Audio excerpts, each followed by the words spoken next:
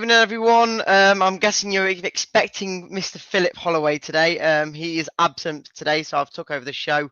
We do have Kate on today to talk everything Leicester City now the international break is not completely finished, but as we get into the next weekend's roll of football. Again, as you can see down below, make sure to follow us on all socials, of course. And I'll be mentioning it a few times just because it's going to be the last chance you can enter.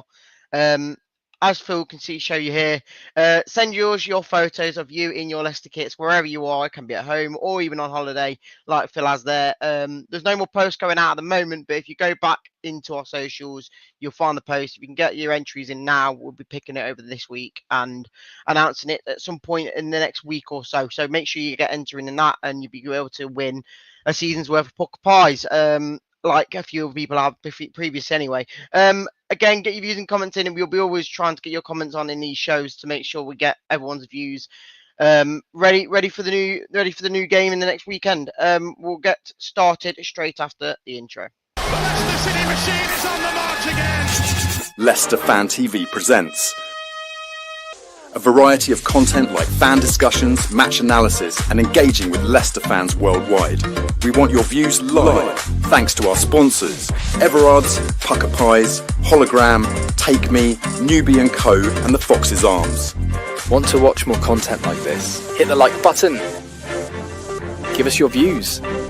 Hit subscribe to Leicester Fan TV and make sure to follow Leicester Fan TV on all socials.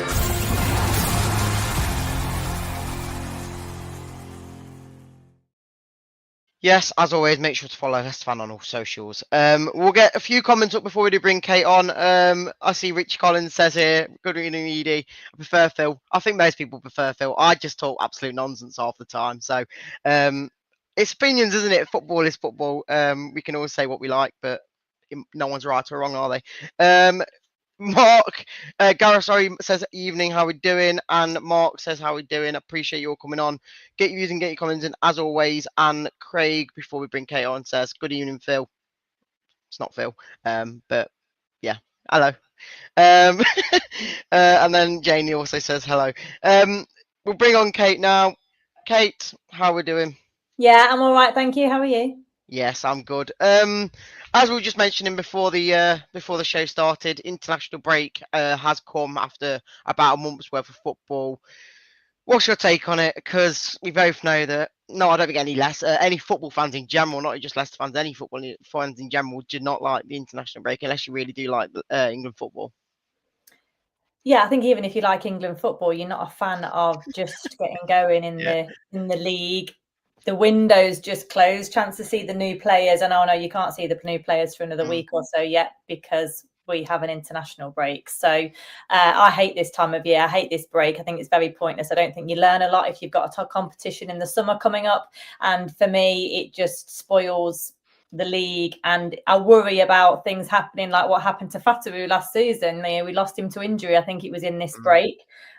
So yeah, I feel like it has way more cons than pros for this international break. No, I do agree. And again, I was kind of on the fence about it because, again, with the transfer window obviously closing as the international break came in and whatnot, I was kind of glad to make sure we got some people in the door and obviously gel them into the squad. But like you said, there's a lot of players who go out on international break and you can't get a feel of how the team's going to be coming up to this weekend's game against Oxford. There's a few people saying that international football's boring with the snoozes and all that. I do agree. And I think that going forward, at least we've got a few more weeks, like Patrick said, until I think there's another one in 5 weeks' time, which at least we get some decent games coming up. I will say that. Obviously, we'll start with the signings. Obviously, we've not spoke to you about the signings until now. What's your kind of take on the transfer window in general? Because a lot of fans are saying it's been a decent one. Obviously, we've got a lot of players out the door and high wages players out the door. We've got a few players in, I think 5 in total now, 2 goalkeepers and 3 outfield players. What's your take on the window overall? I think you probably say it was fairly successful. You know, Marty came in and said the squad was way too big. So the challenge number one was to try and reduce that a bit and hopefully get some poor quality off as well as some expensive ones off as well. So we did that in part. I know everybody has their top 5 who they want to get rid of, and some of those probably are still at the club, but that's just how it goes. You can't sever these contracts without the players' interaction with it, and if they don't want to go, they don't want to go. So, you know, getting rid of the likes of Cody was really beneficial. I think, as much as it breaks my heart to say bye to JJ, it was a horse that's run its race for us. I don't think he's going to improve now. I think he needed a fresh start.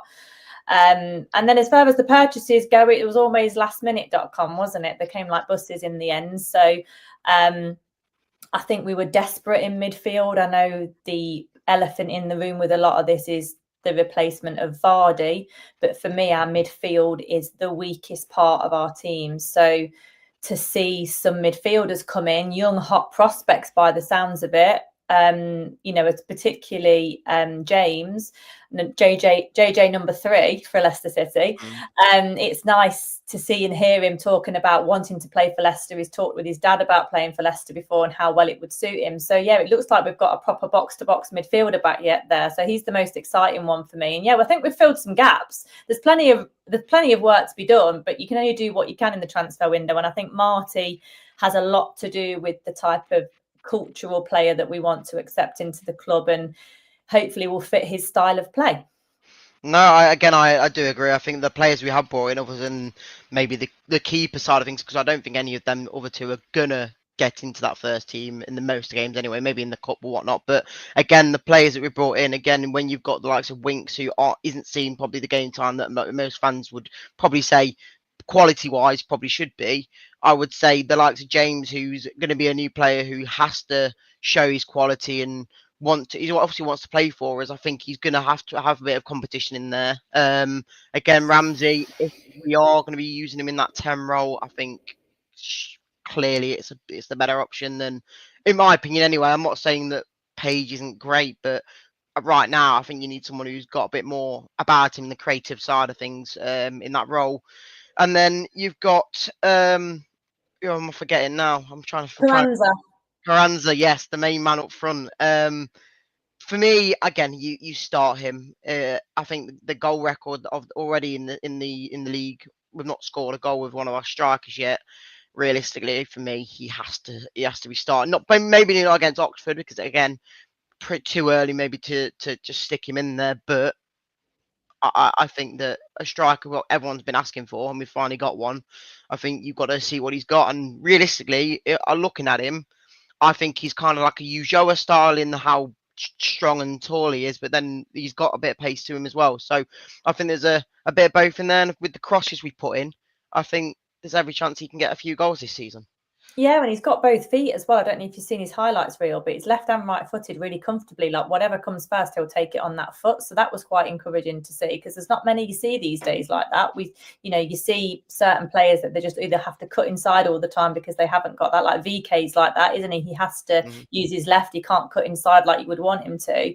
So yeah, he looks an exciting prospect for us. You know, strikers and wingers are probably the most emotional players in the game, aren't they? So, you know, we saw, I don't know if you might not remember this, but Morientes came to Liverpool all those years ago as the best thing in Europe, and he just didn't settle.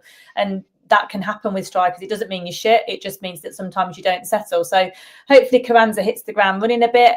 He might even do some link-up stuff with Ayew and Daka, who knows, on that front. But the most important thing for us is that the precipice of PSR and 3 loan signings there means we do have a try before we buy. And that is critical for Leicester City. Like, we don't want to be paying double digits, millions of pounds for players that ultimately are going to just be championship players only and really restrict you again financially and from a playing point of view if we get back to the Premier League. And we've suffered too much with that in the last 3 years. So we've got a lot of try before you buys. I think there's a couple of options to buy in there as well. And it's exciting. I think Leicester fans, whether you think it's been a great window or an average window, you can probably say with some courage that some of the staleness has gone. Not all of it, but some of it. And also we've got 3 new players to be excited about in fairly entertaining parts of the pitch, potentially linking up with Fatawu and Mavadidi, and, you know, hopefully Monga will come into it a bit as well. So yeah, looking forward to it. Next couple of weeks are going to be interesting. Yeah, I completely agree. Again, we put a post out on socials today about the next 4 games and how many points do you reckon, or how many points do you think we should be getting in the next 4? Which for me, the next 4 compared to the first 4, I'd probably say on paper is a lot harder. And again, going into the player side of things with the new players, I actually think the start we've had, other than the Preston game, you'd probably say was a bit. Again, I actually thought we'd probably deserve the draw in that overall because we were going out to try and win the game at 1-1, and then we obviously lost the ball and conceded a counter attack. But again, going into the next 4 games with these players, I actually think there's every chance and every reason to be encouraged by what we've done in the transfer window. Yes, we might have probably weakened ourselves in certain areas with, like say, like you said, JJ going, and a few Will others. Indeedy going. That's Yes. a big miss. But similarly, I felt like a lot of the play with him was stale because of Wilf. Like, he was an excellent servant and he was great for us over the course of time. But you know, you get to the point where you think, yeah, I think it's time to move on. Sadly, it's just, you know, time catches up with everybody. No, I agree. I think that a majority of the players we did sell overall, I think, were either about the time for him to go, or they were just too good to turn down. Again, Casey McAteer, I don't think for me would ever really, as much as he was a decent player for us, he was an academy player. I don't think he was ever going to reach that level like an Abdul Fatah, who's already done it in the seasons he's been here. 13 million pounds. I think you cannot turn that down. It's a lot of money for us, yeah, definitely. No, it's exciting. We can look ahead, and I think most importantly, we've actually got 9 points on the board from what have been 4 pretty ugly games, really. Now, not only is that important because we might be losing those 9 points potentially, so at least we're back at 0, but also, if you remember Leeds a couple of seasons ago, their transfer window caused utter chaos. And I don't think they won in their first 5 games because of it. They were losing players, they were hemorrhaging players, and getting the players back in to recruit and engage and interact and just bed them in, it ultimately cost them promotion that year. So it's really promising that when we've not been quite at it, 3 out of the 4 games we've still ground out the win. No, and I think you're spot on there, because I think the difference is between a lot of people when we first heard of Cifuentes coming in and whatnot, people were saying, oh, it's very much like Enzo, we're going to not be that entertaining to watch. But I think the difference between them both is, I think Cifuentes is being a bit more, he's acknowledging more about what the state of the game is and how he's playing the game. Again, I'm pretty sure when we were 1-0 against Birmingham, I think they just made a sub, and he was going to bring Silko Thomas on, but he switched it up straight away and we're going to put FaZe on now. And I think that's the difference. Whereas probably Enzo probably just right, stick to what you're doing, and hopefully we can get the result. What's your kind of take on Cifuentes? We put a post out again earlier today about what you're rating him out of 10 in the first kind of few games of the season. What's your take on Cifuentes in general, and how well do you think he's done so far? I've not been to any away matches yet. So I've only seen 2 in the flesh, to be honest. I've just not been able to get. But in terms of style of play, I think that's still, the jury's still out for me on that. Not in a good way or a bad way. I just haven't seen enough of it to be convinced that it's definitely going to work for us. But I think the most important thing, and what you want from the manager the most, is that he's been able to, I think, look at setting the tone for culture and standards within the football club. And you can do that in loads of different ways. You can put fines on players, you can do rules in the canteen or whatever. But I think Marty's just give everybody a clean slate, including the likes of Fass, who he's spoken to about, you know, why did you cup your ear to the fans? You know, he actually wants to get under the skin of these players and kind of understand how they work, so he can engage with them and get them to play his way. And that sometimes means that your better players, like Harry Winks, won't get selected because they're not meeting the standard that you are setting. It doesn't matter whether you've got the quality as a player, and he might be cutting his nose off despite his face here, but the long-term goal is to get everybody pulling in the same direction, and disruptive players can break dressing rooms and ruin a season. And Marty seems to have really started off on the right foot with that for me. And it's really encouraging to see, like, a normal guy with no ego who just wants to roll his sleeves up, get some of his own players in and try and execute it with the resources that he's got. So I'm really impressed so far with the way he's gone about his business. He's sort of low key, he doesn't need the spotlight. He puts things on Instagram and Twitter, doesn't he? He wants to engage with the fans. He said, if fans want to boo, they can boo. He's quite empathetic across the board with players and fans. So I'm really impressed. I'm really impressed with him as a guy. It feels good. It feels good having him at the wheel at the moment, and long may that continue, really. No, again, I completely agree. I think he fits right to how a lot of fans kind of want a manager to be. Again, you see the enthusiasm and the excitement when we score a goal. He's jumping around. I know a lot of fans sometimes think you don't need that in a manager, but you want someone who cares and wants to show it. And like you said, I said at the start when we got relegated, I said that without a doubt, whatever happens, do not sell Bilal Kounouz, because I think he would have been key this season. But going from the next few games at the start of the season, I actually thought, do you know what? Even if it really does weaken us, I think there's every chance that I'd rather have a Page in there who's probably nowhere near the level compared to him. But you got a player who wants to play, and for me, that's what he's done. It's a risk, but you ultimately don't want a fox in the hen house. You don't. It can just cause total chaos. And Bilal had already made his mind up. You can see, and he hooked him against Preston. You've got to be mindful of managing these players. It's possible. You just need a big pair of balls, and you need to sort of follow through on your gut feeling about it, and stick to your guns, really. I think Winks will get incorporated back into the team. I hope he does. He's arguably our best midfielder until we've got a look at James. But Winks is class, and we've seen that every time he's come on. And to be fair to Winks, he hasn't left us wanting on the pitch. He has performed on the pitch. Outside of the 90 minutes, it's a bit of a different story at the minute, and I'm really sad about it because I don't really know how we've got to this point with Harry Winks. Like, the fans haven't really got on his back. There was a bit of a ruckus last year with Rude and maybe Cooper, but I don't know how it's slid so far with Harry. It's really, really disappointing because he was comfortably one of our players of the season the year before, and he's a class act, and we need him, and I hope Marty can get him on side.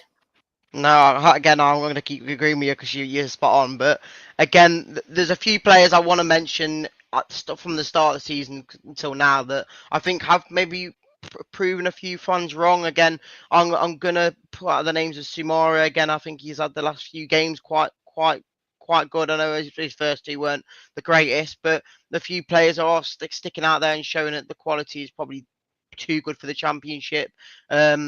One that I don't think's probably proven himself in enough glory at the moment is Reedy. Whereas the likes of Mongo, when he comes on for 10 minutes, gets an assist and whatnot. And majority of the academy players that are coming in, we obviously know that right now in the Leicester's club and whatnot, a lot of youngsters are coming through, and that they're showing that they probably are needed this season. Again, Page is getting assists, Monga's getting assists, a few others as well. When we played against Huddersfield, I know Nelson didn't play the greatest, but players are coming in and doing a job. Whereas other players, like I'd say that Fast, when he comes on, I think he's been decent as well. So, what's your take on a few of these players that fans probably weren't the greatest fans of, but maybe turning a corner now?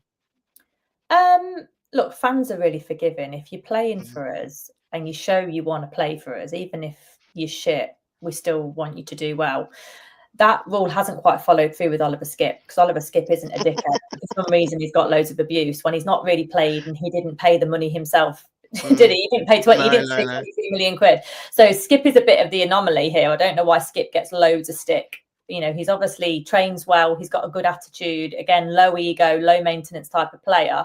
And Marty's sticking with him, which I'm glad to see, because he deserves a run. When you think that Winks has the run, you think that Samare's had countless runs, Wilf had countless runs in the last couple of years when he was absolutely terrible. So Skipp deserves a run. I know people think he's bog average, and he might well be, but you've got to give this guy some space to have a go, for me. But even with Fass or even with Harry Winks, like, if they just came over after the game on Saturday and went, clap the fans, did this with a badge, all's forgiven, right? No, I completely agree. Don't hold grudges for ages with their own players. Like, he's pissed us off. They both did. But it's fairly short-term memory if you can just make it right by some kind of gesture on the pitch, even celebrating a goal, Harry. How about that? So just to show that actually I don't want to make it more difficult for us than it already is. Our backs are against the wall in lots of areas this year. We don't need players making it more difficult for us either. No, yeah, again, I agree. We'll obviously move into a bit of the Oxford game. Obviously, I know we're going to have more content coming out about the Oxford game going forward before Saturday does happen. What's your kind of focus on going into these games now? Then, obviously, the Oxford up first, and then you've got Coventry, West Brom, and then Wrexham.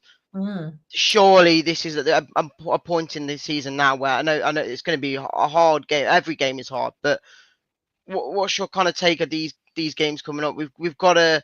I'm not going to say we should be beating all four. We're not going to be probably doing that. But what are you thinking going into the Oxford game mainly? Oxford, I don't know. Away is always quite difficult at these types of grounds. Some of these players won't have played these smaller grounds that Oxford are at, so that the crowd are always quite close to the pitch in those kind of grounds as well. So look, they're all difficult, but they're all a bit spicy as well. Like Oxford isn't so much, but Coventry will be. That's an early kickoff again, isn't it? And then who did you say? Wrexham and West Brom. West Brom's the Friday night, which is a bit disappointing rather than the Saturday. So yeah, there's some spicy games coming up. So, high pressured games, and we'll be able to see what these guys are made of. Obviously, we've got Jordan James, who was a Brummie, well, he's Welsh, but you know what I mean? He grew up with Birmingham, didn't he? So he'll probably be wanting to stick it to West Brom, I'm sure. So yeah, there's no easy game coming up, but what might happen in the middle of all that is the PSR review might finally come through. And depending how strong or horrible that's going to be for us, that could also impact the players. They'll obviously say that it's not going to affect them and their focus will be on the pitch, but you wouldn't.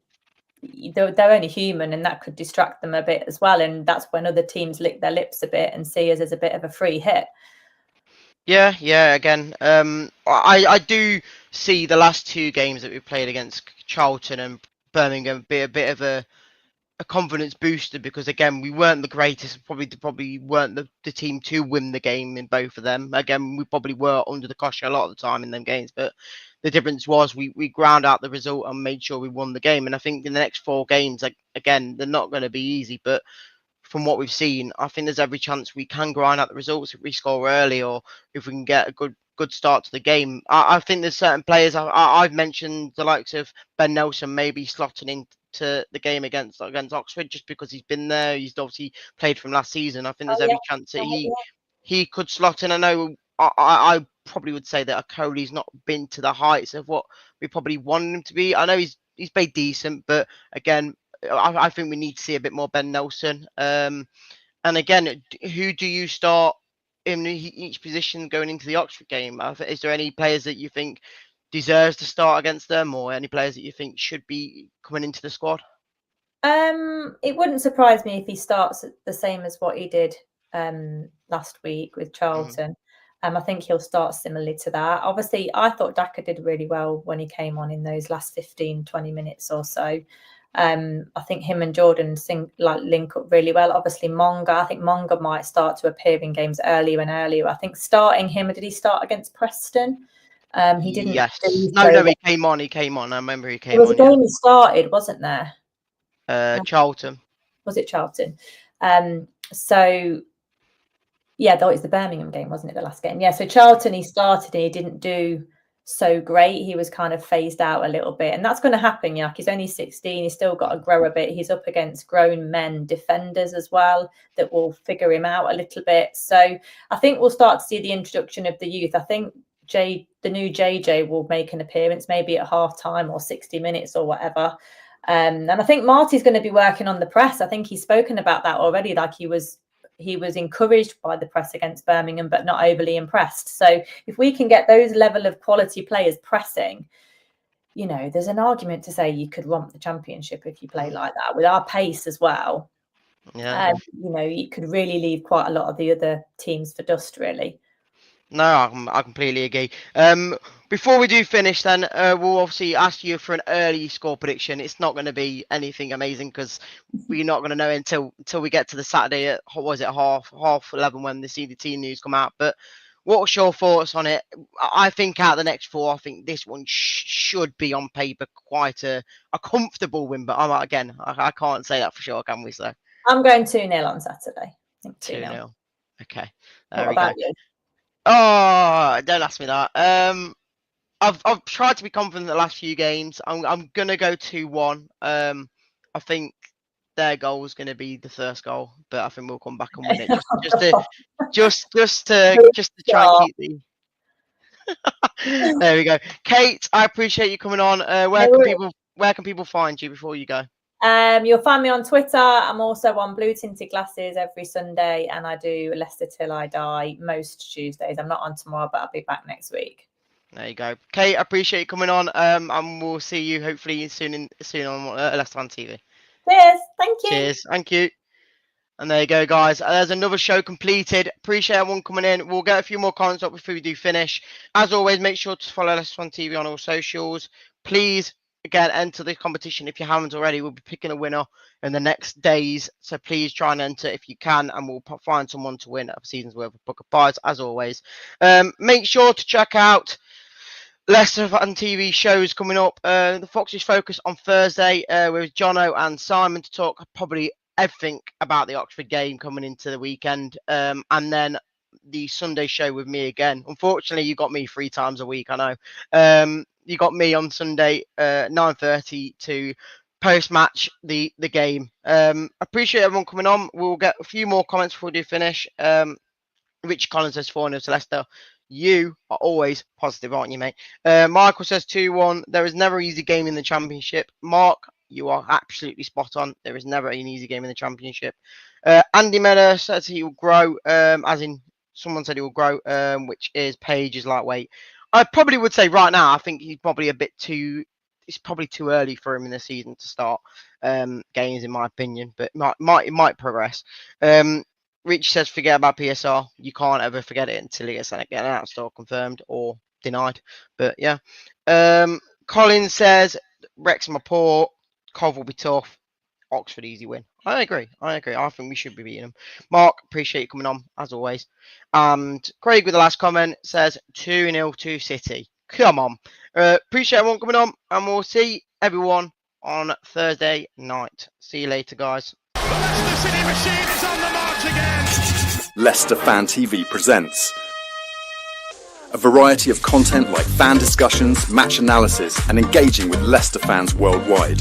We want your views live, thanks to our sponsors, Everard's, Pucker Pies, Hologram, Take Me, Newbie & Co, and the Fox's Arms. Want to watch more content like this? Hit the like button. Give us your views. Hit subscribe to Leicester Fan TV and make sure to follow Leicester Fan TV on all socials.